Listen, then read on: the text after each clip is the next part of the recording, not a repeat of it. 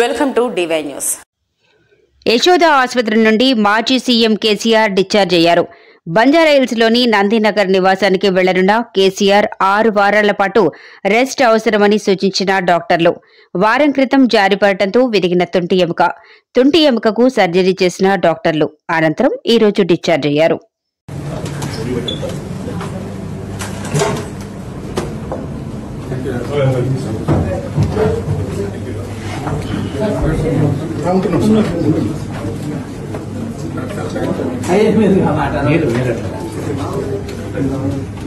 మంచిగా